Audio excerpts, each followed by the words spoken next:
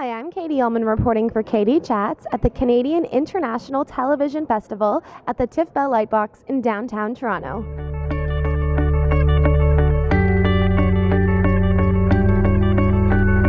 I'm here with the cast of Made in Canada. What are you guys most looking forward to for the festival? No fire alarms. Well, being with these guys. Celebrating Canadian television.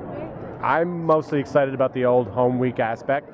You know, this is a cast that I loved working with every day for a long time, and we haven't seen each other. We cross paths, but we haven't all been together in a very long time. So literally, it is a reunion for us. Yeah, and it'll be fun tonight to see. I think we're showing one of the first 6 episodes that we shot out of 65 that we did. So it'll be fun to go back because I haven't seen that episode in a very long time. And this show was so successful, it was nominated for many awards, won Geminis. When you came on board to the project, did you ever expect it to be so successful?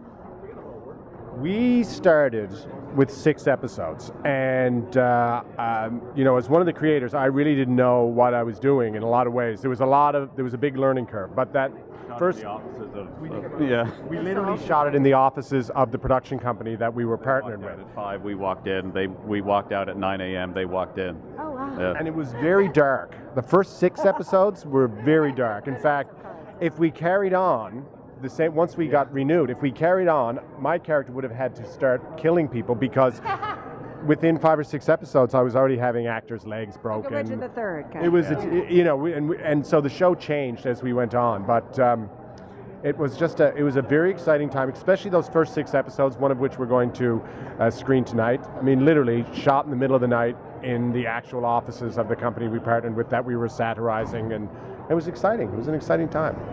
And you all started out in theater, I believe, as actors. Can you tell me a little bit about the importance of live performance and how that shaped you in your careers as actors?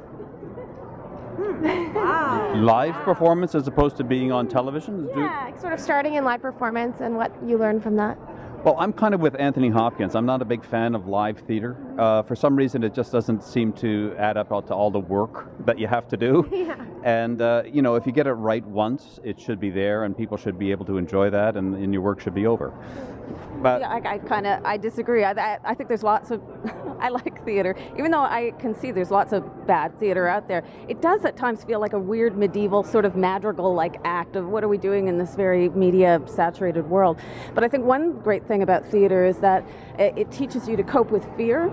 You have to get right in your head with fear in order to do the job you need to do, and then you carry that into the world of TV and film. But it's different language as well. Like, they're both languages, but they're different languages. So there's different things to learn in both. I did a lot of theater, especially in Los Angeles and some here, and also did a lot of theater school. And I would say improvisation, the ability to improvise, I think really helped with this kind of show, as well as when we did the newsroom and things like that. Yeah. I love the theater more than anything. Like, watching great theater, there's nothing better on this earth. And while I worked inside of theaters doing shows, one-man shows. I've never been under the illusion that I could really do theater. That's a different thing altogether. And like Dan did oodles of theater. You know, people who do it, it's great. But obviously, I do find it strange when I meet an actor that has a television career or a film career or wants to have a film or television career that hasn't dabbled, at the very least, in live performance. That's just weird. But I know it exists, but yeah, I don't think I'm good enough to do theater. Seems like a lot. That's not true. No, really, you know what I mean? Yeah, Theater is I know, like, but it's not it's true. a lot of work. You're really good. It is a lot of work. lot And of work. I did grow up in the theater, and but now, 35 years into a career, if I have a choice, I'd rather be in front of a camera than be on stage. I mean, I just finished a show here in Toronto, and a live stage show, and it's exhausting. It's hard work. It has great rewards, and especially for young actors, I think if I could tell anybody as a young actor, start in the theater, get your sea legs there, because it gives you an ability to work with a live audience and then be able to move on to other things. It's a great art form, and God bless live theater. Don't ever let it diminish, because we need it. We need it. We need everything with an audience in front of us. So it's a great gift to be able to.